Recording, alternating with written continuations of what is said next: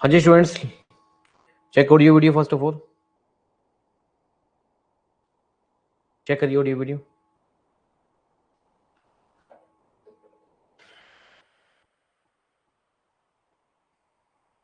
हाँ जी, तो आज का हमारा मेन टॉपिक है सर्किट ट्रांजिएंट्स,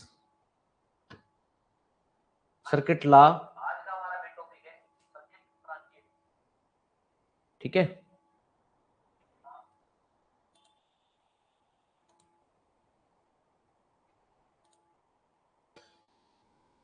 देखिए जी क्या होता है यहाँ पर।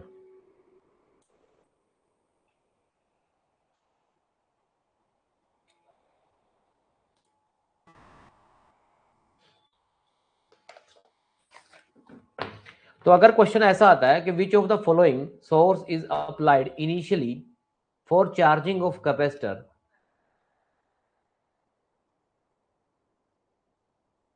Which of the following source is applied initially for charging of capacitor, तो कौन सा सोर्स हम यूज करेंगे? क्या वो करंट सोर्स होगा? नहीं।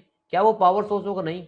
It must be A voltage source, it must be a voltage source, it must be a voltage source to charging a capacitor, to charging a capacitor। Audio video का confirm देख लेना, size देख लेना, ठीक है, zoom size देख लेना एक बार, ठीक है जी। तो voltage source is must be applied to charging a capacitor. तो जो कंसेप्ट ऑफ बिहेवियर है, कैपेसिटर का बिहेवियर है वो, that must be charges with a voltage source, right. तो ये कुछ इंपॉर्टेंट पॉइंट्स दिए हैं कैपेसिटर के बिहेवियर में। जैसे एक पॉइंट लिखा हुआ है यहाँ पर, ये वाला पॉइंट, ये बड़ा इंपॉर्टेंट पॉइंट है जो एग्जाम में यूजुअली पूछा जाता है। ये वाला पॉइंट जो मैंने बोल्ड भी किया, the capacitor is subjected to DC source. मतलब जब कैपेसिटर पे डीसी सोर्स अप्लाई करते हैं, राइट, तो initially it act as a short circuit. ये बात समझने वाली है। Initially it will act as short circuit and then at steady state it will act as open circuit। क्या मतलब हुआ इस बात का? क्या मतलब हुआ इस बात का? जब कोई कैपेसिटर किसी सोर्स से कनेक्ट होगा, जैसे यहां पर एक मैं सप्लाई वोल्टेज लगाया था, स्विच लगाया था यहां पर, इस तरह से देखिए। तो जैसे ये स्विच ए से बी पर आएगा, तो वो टाइम टी इक्वल टू 0 होगा। जैसे कोई टाइम, जैसे ही स्विच कनेक्ट होता है, जैसे ही कनेक्ट होता है, इमीडिएटली कैपेसिटर एक शॉर्ट सर्किट की तरह बिहेव करेगा। कैसे बिहेव करेगा? Short circuit. और धीरे धीरे जैसे कैपेसिटर फुल चार्ज हो जाएगा, तो शॉर्ट सर्किट, आपसे पेपर में पूछेगा, जैसे switch initially at t equal to 0, at t equal to 0, ये पूछेगा यहां पर। देखो टाइम होता है टी इक्वल टू 0, या जब स्विच कनेक्ट होता है, या 0+। इस कंडीशन में इनिशियली जैसे स्विच टच करता है बी पॉइंट को, तो ये कैसे बिहेव करेगा? Short circuit. लेकिन जब बहुत टाइम तक कनेक्ट रहेगा स्विच के साथ, तो ये कैपेसिटर क्या हो जाएगा भाई? ये कैपेसिटर जब बहुत टाइम का मतलब टी इनफाइनाइट टाइम ले लो, तो कैपेसिटर किस में कन्वर्ट हो जाएगा? स्टडी स्टेट में, ओपन सर्किट में। ये लाइन बहुत इंपॉर्टेंट है। तो कुछ बच्चे इसका सीधा सीधा आंसर कर देते हैं एग्जाम में कई बार, ठीक है, सीधा सीधा आंसर कर देते हैं कि कैपेसिटर है, डीसी सोर्स लगा हुआ है, तो definitely it is a open circuit. लेकिन ट्रांजिएंट में ऐसा नहीं है। ट्रांजिएंट में आपको स्विच के हिसाब से देखना पड़ेगा कि स्विच कनेक्ट कब किया। बात समझ में आ रही कि नहीं आ रही?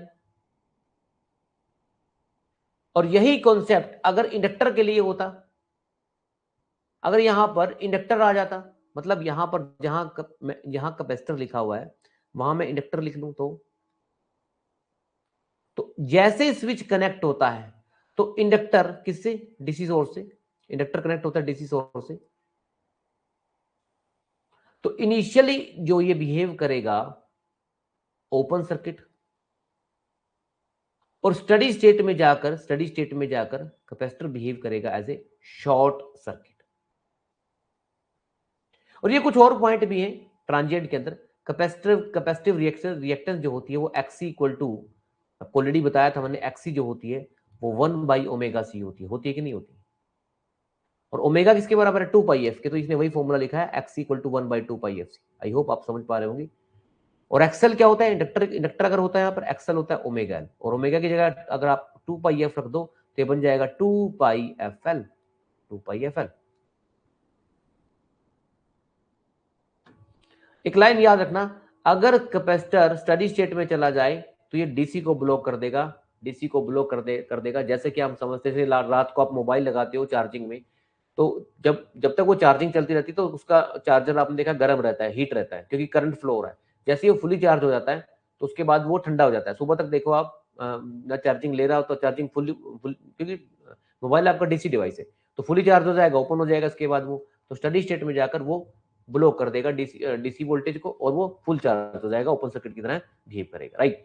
तो नेक्स्ट क्वेश्चन देखिए, व्हेन आरसी नेटवर्क, जब आरसी नेटवर्क को हम कंपेयर करते हैं आरएल नेटवर्क से, आरसी नेटवर्क को हम कंपेयर करते हैं आरएल नेटवर्क से, तो समझिए यहां पर क्या होता है। आरसी मतलब रजिस्टर, सी मतलब कैपेसिटर, रजिस्टर, और एल मतलब इंडक्टर। तो क्या इसमें कंपैरिजन होता है, देखिए there is no difference between RC and RL network. ये पूरी तरह से गलत है।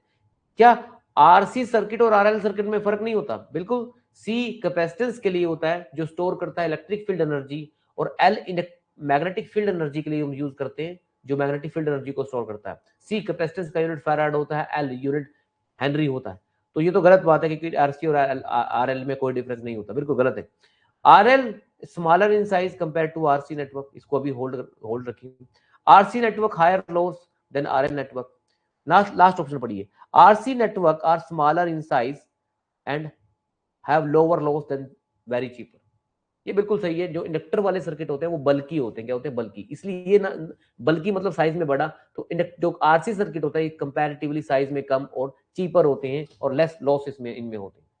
यहां पर मैं चाहूंगा आप लोग, अगर आप आरएल सर्किट और आरसी सर्किट को कंपेयर करना चाहते हो on the basis of definition, on the basis of energy storage, आपको 100% जो मैं इस टाइम टेबल आपको दिखाना जा रहा हूं, आप इंडिया के किसी भी एग्जाम में बैठे, इंडिया के किसी भी एग्जाम में बैठे, यहां पर मैंने सारे पॉइंट डाल दिए, सारे पॉइंट डाले, सारे पॉइंट किसको लेकर, आरसी और आरएल नेटवर्क को, राइट। एक एक करके पढ़ेंगे भी इनको,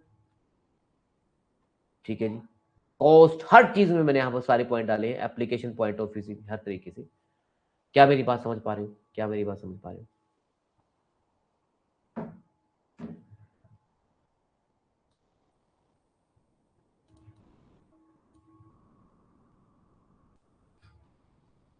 तो स्टूडेंट बिल्कुल बिल्कुल डेफिनेशन तो मैं बता चुका हूँ आरएल सर्किट की, जिसमें रजिस्टर के साथ इंडक्टर हो, जिसमें रजिस्टर के साथ कैपेसिटर हो, वो आरसी सर्किट हो जाएगा। एनर्जी स्टोरेज, हाँ जी बताइए, जहां पर एल लगा होता है वहां पर कौन सी एनर्जी स्टोरेज होती है, मैग्नेटिक फील्ड।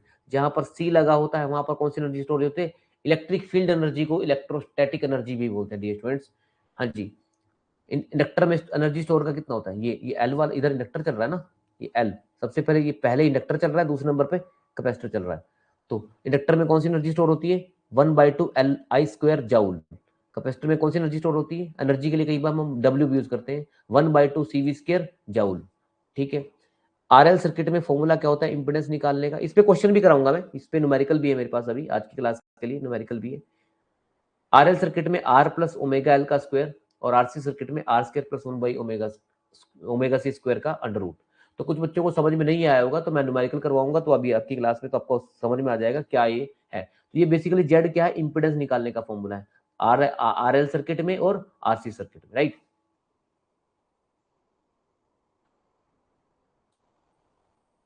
अभी आपको मैंने 2 मिनट पहले बताया था कि जो इंडक्टर वाले सर्किट होते हैं, जहां इंडक्टर लगा होता है वो साइज में क्या होते हैं, बल्कि, और कैपेसिटर जहां लगा होता है वो स्मॉल इन साइज होते हैं। इस पे क्वेश्चन कर चुके हैं हम, इस पे ऑलरेडी हम कॉन्सेप्ट कर चुके हैं, राइट। जहां पर आरएल लगा होता है, आरएल लगा होता है, वो पावर फैक्टर वहां लैगिंग होता है, जहां सी लगा होता है वहां पावर फैक्टर लीडिंग होता है। फेज एंगल का भी मैं कॉन्सेप्ट बता दूंगा, 2 मिनट रुकिए, 2 मिनट रुकिए, मैं बता दूंगा इसका कॉन्सेप्ट क्या है, ठीक है।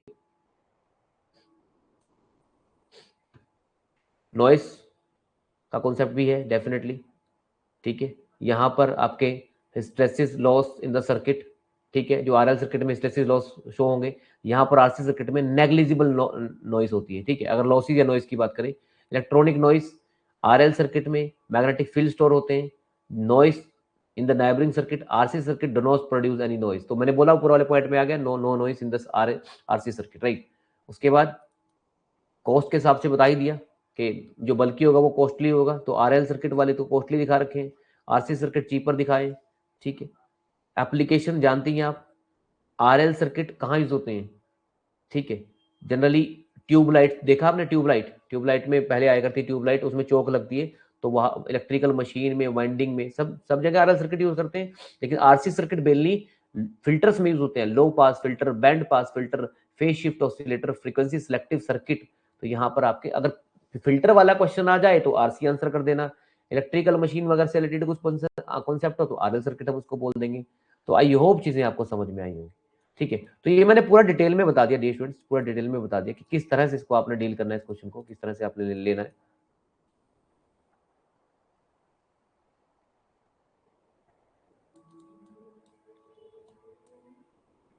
वो जो मैं जिस क्वेश्चन की मैं बात कर रहा था उस क्वेश्चन पे हम आ जाते हैं, ठीक है। हाँ जी, चीजें समझ में आ रही है, क्लियर है, चीजें समझ में आ रही है, क्लियर है।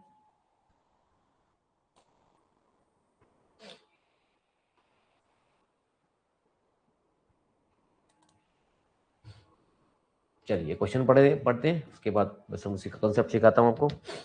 देखिए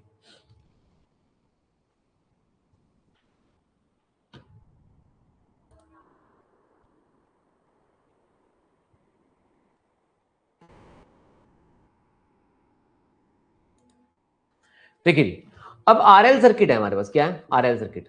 आरएल का मतलब एक रजिस्टर दे रखा है आपको 10 ओम, एक इंडक्टर दे रखा है 0.0056 हेनरी, एसी सप्लाई कनेक्टेड कर रखी है। फ्रीक्वेंसी कितनी है एसी सप्लाई, इंडिया में जो डोमेस्टिक सप्लाई की फ्रीक्वेंसी है वो 50 हर्ट्ज है।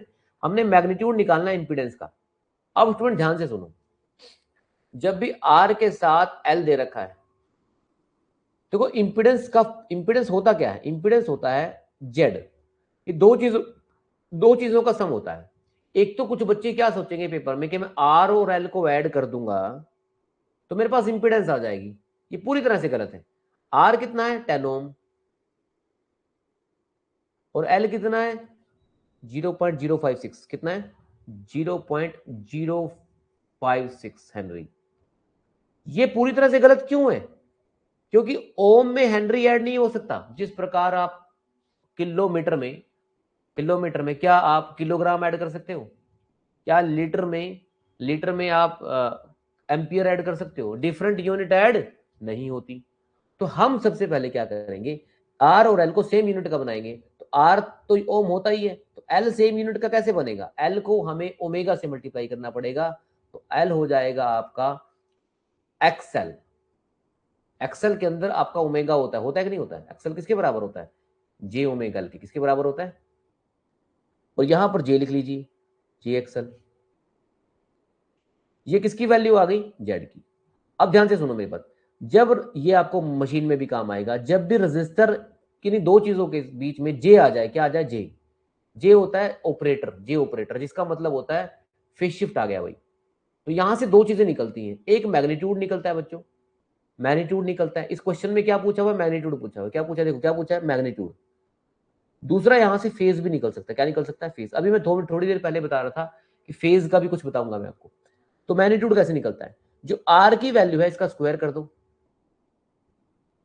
और जो जे के साथ वैल्यू लिखी हुई है एक्सएल उसका भी स्क्वायर कर दो, और ऊपर क्या ले आओ, स्क्वायर रूट ले आओ, क्या ले आओ, स्क्वायर रूट। क्या मेरी बात समझ में आई। फाई का स्टैंडर्ड फॉर्मूला है, फाई का स्टैंडर्ड फॉर्मूला ये है, एक टर्म होती है टेन इनवर्स, क्या होती है, ट्रिग्नोमेट्री में आती है, इनवर्स कर दो, और ये जो एक्सेल है ये ऊपर लिख लो, मतलब जो जे के साथ टर्म है वो ऊपर आएगी, डिवाइड बाई आर लिख दो। ये आरएल सर्किट का है, किसका है, आरएल का। लेकिन यहीं पर अगर सर्किट ये आपका आरसी सर्किट होता तो आप ऐसे लिखते आर माइनस जे एक्सी, क्या लिखते इसका, जे एक्सी।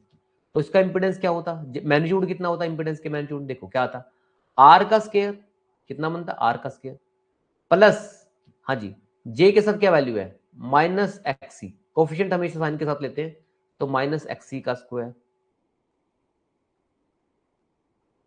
कुछ बच्चों को शायद अभी समझ में नहीं आ रहा होगा, लेकिन जब 3-4 बार क्वेश्चन करने शुरू करोगे ना, अपने आप समझ में आना शुरू हो जाएगा। मैं कंसेप्ट सिखा रहा हूँ आपको। फाइव मैग्नीट्यूड एंगल कैसे निकालोगे? एंगल हमेशा tan इनवर्स में निकलता है। जे के साथ टर्म जो है एक्सी ऊपर आएगा और एक्सी माइनस के साथ है, डिवाइड बाई आर, आर नीचे आएगा। तो ये अभी लिख लो आप, इनका देख लेंगे, ये लिख लो आप।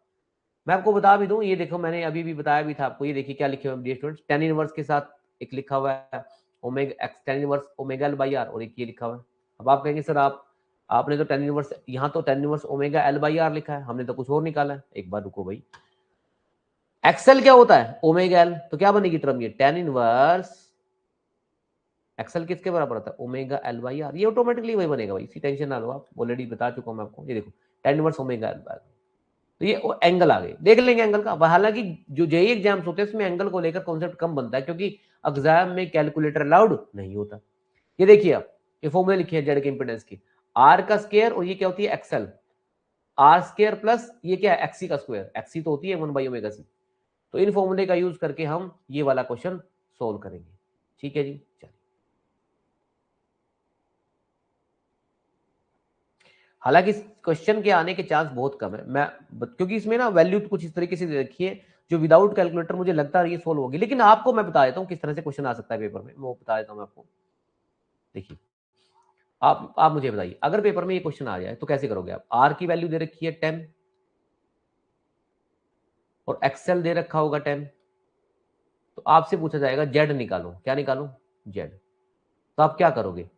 आर आर को आर लिखोगे, एक्सएल को लिखोगे जे एक्सएल, ये लिख लोगे।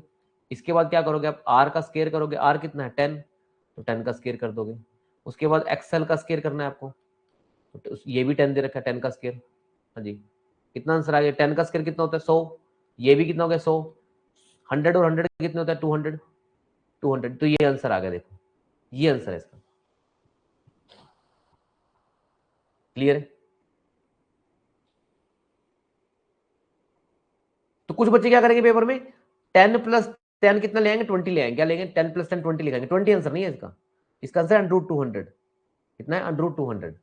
अच्छा, ये हमने किया क्यों क्यों क्यों क्यों किया? देखो, मैं ये कह रहा था आपको कि रजिस्टर रेजिस्टेंस में इंडक्टेंस ऐड नहीं हो सकती, तो रेजिस्टेंस ओम होता है, एक्सएल भी ओम होता है, तो ओम के अंदर ओम ऐड हो सकता है। ये रेजिस्टेंस ओम होता है, ओम, एक्सी भी ओम होता है, तो ओम के अंदर ओम ऐड सब्ट्रैक्ट कर सकते हो आप। ये क्वेश्चन है भाई, क्या ये क्वेश्चन आप ट्राई करोगे जिसमें आर दे रखा है कितना? 10। सबसे पहले ना एक्सएल निकाल लो। एक्सएल निकालने के लिए आपको पता क्या करना पड़ेगा? इसमें ओमेगा इंटू एल करना पड़ेगा, और ओमेगा इस क्वेश्चन में कहीं नहीं है। मैं आपको बता दूं, ओमेगा होता है 2 और पाई, पाई एफ, ओमेगा होता है 2 पाई एफ और इंटू एल। अरे ओमेगा ओमेगा की वैल्यू 2 पाई एफ इंटू एल, तो आपको क्या करना पड़ेगा? पहले 2 पाई कितना होता है? 3.14, एफ कितना दे रखा है क्वेश्चन में? 50 हर्ट्ज, एल कितना है? ये वाली वैल्यू 0.056। इसको पूरा मल्टीप्लाई कर दोगे जब आप, तो यहाँ से एक एक्सएल की वैल्यू आ जाएगी, और वो एक्सएल पता कितना आ रहा है? ये देखो एक्सएल आ रहा है इस क्वेश्चन में, ये आ रहा है एक्सएल 17 पॉइंट समथिंग। तो आर कितना है? 10 ओम, और एक्सएल ये आया, तो आपका क्या बना? आंसर कितना आएगा? जेड की वैल्यू निकालनी है ना आपने, तो देखो क्या आएगा। आर कितना है? 10, और एक्सएल कितना है? 17 पॉइंट समथिंग, 17 ले लो। तो इसका मैग्नीट्यूड कितना आएगा भाई? 10 का स्क्वायर प्लस ये 17 है, तो 17 का भी स्क्वायर करना पड़ेगा। फॉर्मूला भी सिखाया आपको, ऊपर अंडर कर दो, जो सोल्व करोगे वो आपका आंसर होगा। ये 20 पॉइंट समथिंग आएगा, 20 पॉइंट समथिंग। क्लियर है? हालांकि ये एसी फंडामेंटल का क्वेश्चन है, इसमें ट्रांजिएंट का कॉन्सेप्ट ऐसा यूज हुआ नहीं, लेकिन फिर भी मैंने आपको आरसी सर्किट आरएल सर्किट से ट्रांजिएंट कॉन्सेप्ट बनते हैं, तो मैंने करवा दिया आपको क्वेश्चन, इसके चांस हो सकते हैं एग्जाम में आने के, राइट। अब मिक्स से क्वेश्चन आएंगे। अब ये बहुत इंपॉर्टेंट क्वेश्चन है डियर स्टूडेंट्स, जब आपको टाइम कांस्टेंट निकालना है, क्या निकालना है? Time constant. सुन लीजिए, टाइम कांस्टेंट ट्रांजिएंट का बहुत इंपॉर्टेंट कॉन्सेप्ट है, टाइम कांस्टेंट निकालना। टाइम कांस्टेंट हम आरएल और आरसी सर्किट में निकाला करते हैं। टाइम कांस्टेंट 1 नंबर का फ्री का क्वेश्चन है ये, टाइम कांस्टेंट। दो तरह के सर्किट है हमारे पास, एक आरसी सर्किट है और एक आरएल सर्किट है, तो इनका टाइम कांस्टेंट के फॉर्मूले आपको सिखाया था मैं आपको, देखिए। तो तो आरसी सर्किट का, जो आरसी सर्किट होता है, इसका टाइम कांस्टेंट का फॉर्मूला होता है, लिख लीजिए, आर इंटू सी। याद रहेगा, आर इंटू सी। जैसे मैं क्वेश्चन देता हूं आपको, ये आर की वैल्यू है 10 और सी की वैल्यू है 5। तो इस सर्किट का आप टाइम कांस्टेंट निकालो। तो आपको क्या करना है, 10 में 5 मल्टीप्लाई करना है बस, 10 इंटू 5 50 हो जाएगा। तो आरसी सर्किट का जो टाइम कांस्टेंट होता है वो आरसी होता है। देखो मैंने नोट्स में भी बनाया बच्चों कई बार ना, इसको ये देखो, ये लिखा हुआ है, आरसी सर्किट का टाइम कांस्टेंट होता है आरसी। और आरएल सर्किट का टाइम कांस्टेंट होता है, देखो आर एल बाई आर। क्या होता है, एल बाई आर। क्या होता है, एल बाई आर। बात याद रखना, आरसी तो टाइम कांस्टेंट है आरसी सर्किट का, और एल बाई आर है किसका, आर। दो टाइम कांस्टेंट याद कर लेना पेपर में जाने से पहले, एक आरसी टाइम कांस्टेंट होता है, एक एल बाई आर होता है। क्या होता है, एल बाई आर होता है। मेरी बात समझ में आई। किसी भी सर्किट का जो टाइम कांस्टेंट होता है वो,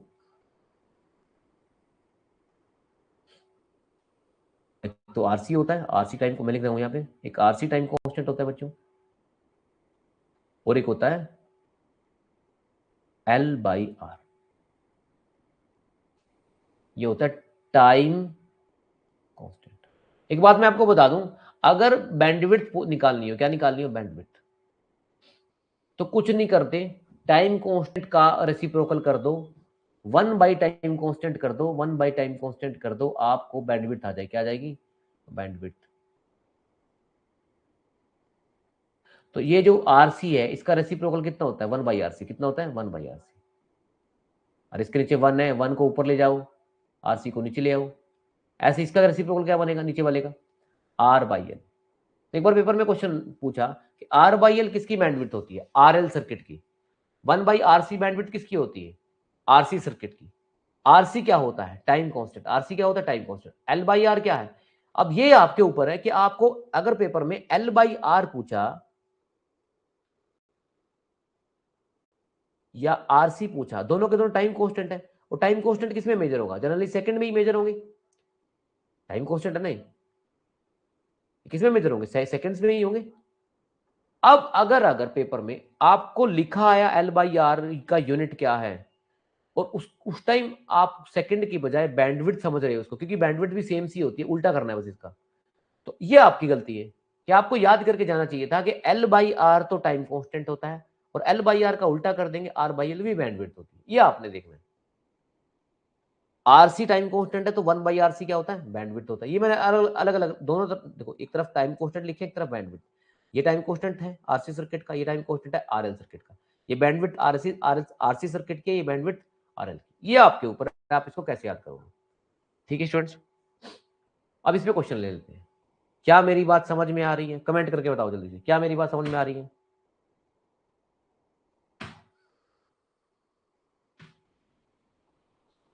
क्या मेरी बात समझ में आ रही है, या आप लोगों के ऊपर है कि आप लोग उसको याद कैसे करोगे। इसका ट्रिक नहीं बताऊंगा मैं आपको, ठीक है।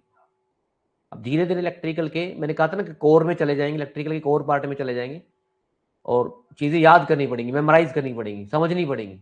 ठीक है, पॉइंट पर आते हैं। अब क्वेश्चन देते हैं। एक किसने सर्किट दे रखा है हमें, आर दे रखा है सर्किट में, आरएलसी सर्किट दे रखा है, एल दे रखा है, सी दे रखा है, सप्लाई फ्रीक्वेंसी दे रखी है, कैलकुलेट द बैंडविड्थ।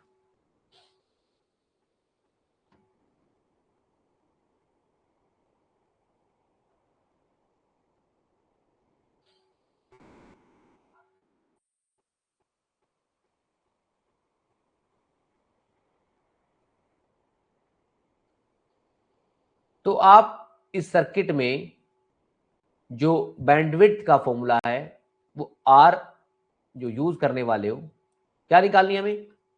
देखिए एक बात याद रखना, चाहे आपका आरएलसी सर्किट हो, इसमें दो ही, या तो आरएल सर्किट बनेगा ही या आरसी बनेगा।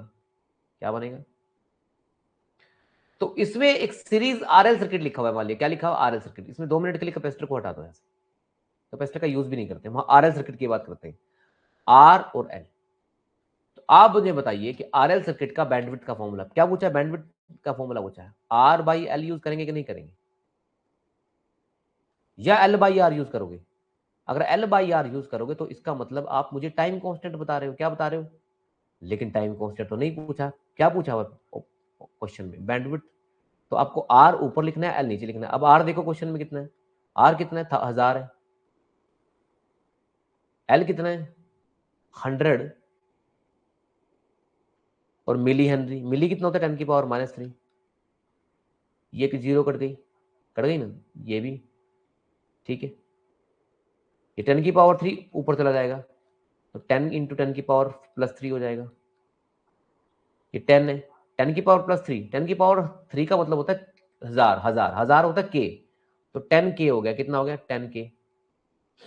और क्योंकि बैंडविड्थ पूछिए, बैंडविड्थ का जो यूनिट होता है वो रेडियन पर सेकंड होता है, ओमेगा वाली बैंडविड्थ का रेडियन पर सेकंड। ये देखिए ये आंसर लिखा हुआ,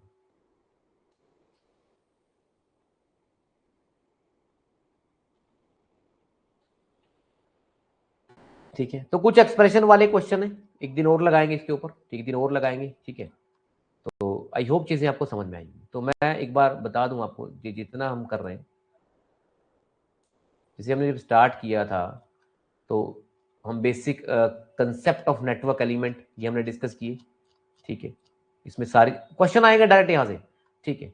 उसके बाद ओम्स लॉ का कॉन्सेप्ट डिस्कस हुए, ठीक है। ये कुछ प्रैक्टिस क्वेश्चन है डिपेंडेंट सोर्स वाले, केसीएल डिस्कस हुआ, केसीएल केवीएल डिस्कस हुआ डी स्टूडेंट्स।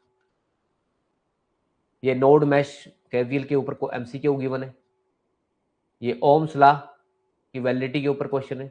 ओम्स लॉ की point form J equal to sigma E, कई बार पेपर में क्वेश्चन आ चुका है, ठीक है। ओम्स लॉ मैग्नेटिक सर्किट में क्या होता है, ईएमएफ एमएमएफ होता है, करंट फ्लक्स होती है, ये ऑलरेडी हम क्वेश्चन कर चुके हैं, ठीक है। सीरीज पैरेलल के कनेक्शन स्टार डेल्टा हम कर चुके हैं, ठीक है। इसमें मैं ज्यादा डिस्कस नहीं करूंगा, ये ऑलरेडी करवा दिया। Star delta 3 time increase 3 time decrease, ठीक है, ठीक है। स्टार डेल्टा का 3 टाइम डिक्रीज, स्टार को टी कहते हैं, इस तरह से वो कॉन्सेप्ट। नेटवर्क थ्योरम्स हम कर चुके हैं, ठीक है। Thevenin Norton superposition maximum power Millman Tellegen's theorem. तो इस तरह से जो चीजें हुई हैं हो रही हैं, अब एक एक चीज क्वेश्चन भी है, एमसीक्यू भी है, ठीक है, थ्योरी भी है, ये सब कवर हो रही है, ठीक है, आपके सिलेबस के पॉइंट ऑफ व्यू से। और ये वही क्वेश्चन मैं आपको करवा रहा हूँ जो बिल्कुल एक्सपेक्टेड है इस साल आपके आने वाले एग्जाम्स में, ठीक है। बहुत आपको हेल्प मिलने वाली है अगर आप इस कंटेंट को फॉलो कर रहे हो, राइट। चलिए, तो आज इतना ही करेंगे।